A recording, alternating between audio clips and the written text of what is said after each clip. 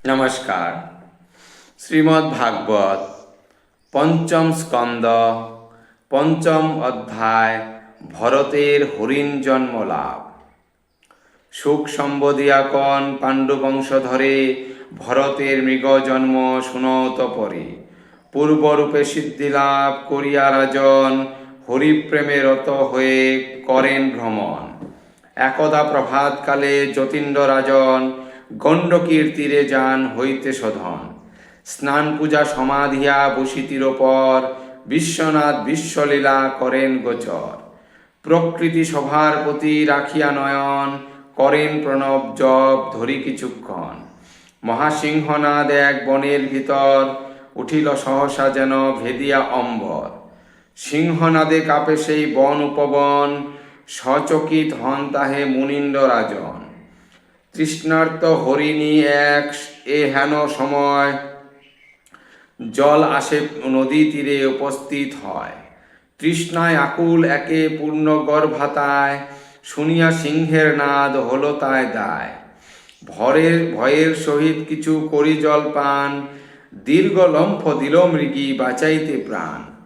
তীর হতে অতি উচ্চ ভূমি সমতল গণ্ডক শৈলের শিলা পতিত কেবল।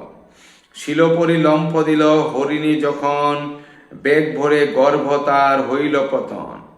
সিংহনাদ ভয় একে তাহে গর্ভনাশ ভীষণ যন্ত্রণা তার দেহেতে প্রকাশ। শিশু তাহে চ্যুত হয়ে নদীর ভিতর তরায় পড়িল আসি স্রোতের উপর। হেন দৃশ্য দেখি মৃগী হয়ে অচেতন ত্যাজিল যন্ত্রণা বলে আপন জীবন। রাজর্ষি ভরত দেখি এহেন ঘটন দয়াতে হৃদয় তার হলো উচ্চাটন।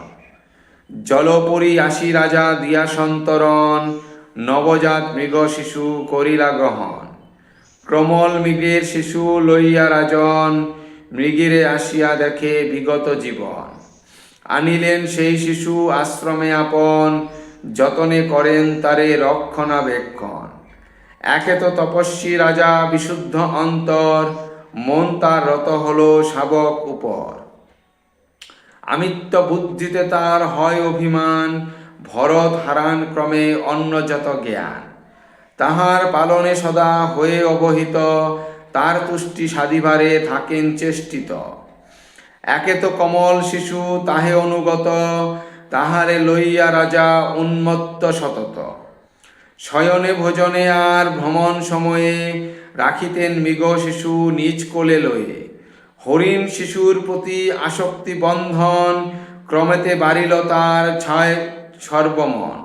স্নানাদি নিয়ম নাই অহিংসাদি যম ভগবৎ সেবা নাই বিচার বিভ্রম।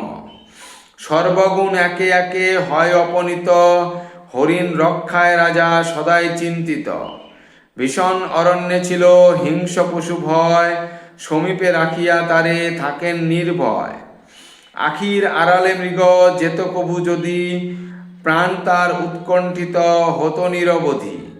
ক্রমেতে বয়স তার হইল প্রকাশ বিচরণ করিবার পাইল প্রয়াস। নব নব কিশলয় করিয়া তাহা আহার রাজাকে বেষ্টন করিত বিহার। ফলপুষ্পে লয়ে রাজা অর্চনা করন কারণ যজ্ঞস্থলে পূজা লাগি করিত স্থাপন। অবোধ হরিণ শিশু আসিয়া তথায় উচ্ছিষ্ট করিতে সব মনের হেলায়। ভাবিতেন রাজা মনে অতি নিরাশ্রয় স্বজন বান্ধবী বচ্ছিন্ন হরিণ তো নয়। আমি এর সঙ্গী জ্ঞাতি পিতামাতা ধন আমাতে বিশ্বাস এই করেছ স্থাপন। শরণ আগত এই হরিণ শাবক উপক্ষিলে এরে মোর হইবে পাতক। এত ভাবে মৃগপতি রাজর্ষি ভরত দেখান কত যে স্নেহ তিনিও বিরত। যজ্ঞ কাষ্ঠ কুশ জল আনিবার কালে সঙ্গেতে লয়েন রাজা মৃগের ছাওয়ালে। পৃথিমধ্যে তার যেন রাজা যেন নেন স্কন্দ পরি কখন করেতে বক্ষে কভু ক্রিয়া করি। পূজায় নিরত রাজা সময় সময় উঠিয়া দেখিতে যান মৃগের তো নয়। পুত্র সম রাজা তারে করিলে তারণ দেখাতো কমল ভাব হরিণ নন্দন। কপটে কুপিত হলে ভরত রাজন করিত পশ্চাতে তার শৃঙ্গে কণ্ডুয়ন। সমাধির কালে আসি চক্ষের উপর, তনয়ের ভাবে দৃষ্টি করিত সত্তর। এই মতে পুত্র সম ভাবিয়া রাজন, হরিণ যতনে রত হল তার মন। ক্রমে পূজা উপাসনা সমাধির বল, হরিণ মমতা বলে হইল বিফল। হরিণ অন্তর হল সমাধি সময়, হরি চিন্তা নাশি নিপে মৃগ চিন্তা হয়। মৃগ বিনা সুখ তার না হয় আশ্রমে, এই মতে মায়া তার হরিণ ধরমে। হরিণ পালনে তার রত হল মন, দূর হল যত সিদ্ধি শ্রীহরি সাধন। একদিন মৃগে রাজা দেখিতে না পায়, পাগলের প্রায় হয় তাহার চিন্তায়। হরিণের শোকে রাজা করে হাহাকার, মৃগ বিনা অন্ধকার হেরে চারিধার।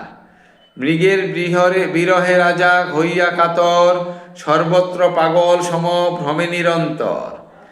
কাননে প্রান্তরে আর নগরে নগরে, সেই মৃগ শিশু লাগি অন্বেষণ করে।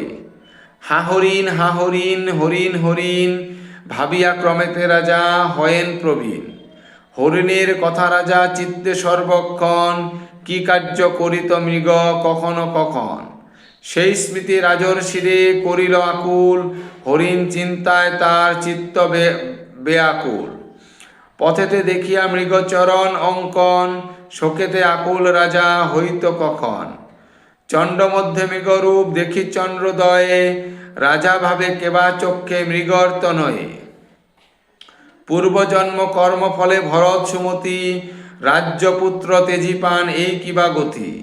সকল আসক্তিহীন হন বিধিমতে, জন্মালো আসক্তি পুনঃ মৃগের শিশুতে। মৃত্যুকাল ক্রমে তার হইল উদয়, নিঃশ্বাস সকল তার ক্রমে বদ্ধ হয়। হেন কালে হেরে রাজা মৃগের নন্দন, পুত্র সমতার পার্শ্বে করিছে রোদন। তাহারে কান্দিতে হেরি সেই চিন্তা করি, ত্যাজিলেন ঋষিবর নিজ দেহ তরি। মৃত্যুকালে এই রূপ মৃগ চিন্তা করে, মৃগরূপে জন্মিলেন হরিশ উদরে। পূর্বজন্ম সিদ্ধি বলে স্মৃতি রহে তার, হরিণ জন্মের কষ্ট তাহাতে প্রচার। হরিণ হইয়া রাজা ভাবি ফলাফল, স্মৃতি ভরে অনুতাপ করেন কেবল। যে ধন লাগিয়া তুচ্ছ করি রাজ্য ধন, বৈরাগী হইয়া আমি পশিনু কানন।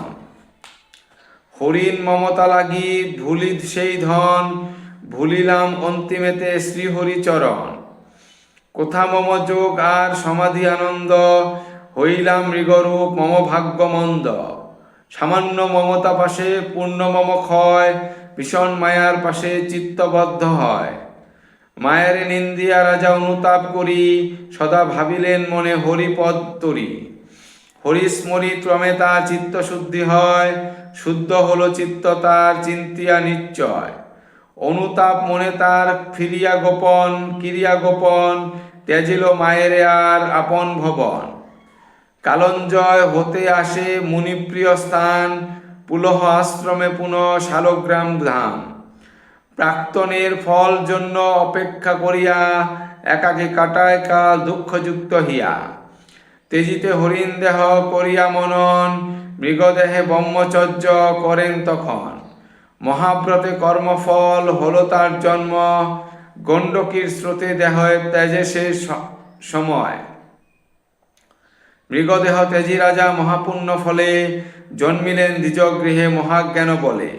শুনো রাজা পরীক্ষিত ইতিহাস তার, কর্ম ফলাফল এতে হইবে বিচার। সুবোধ রচিল গীত হরিকথা সার, শুনিলে জীবের ঘুচে অজ্ঞান আধার। ইতি ভরতের হরিণ জন্মলাভ সমাপ্ত। ধন্যবাদ।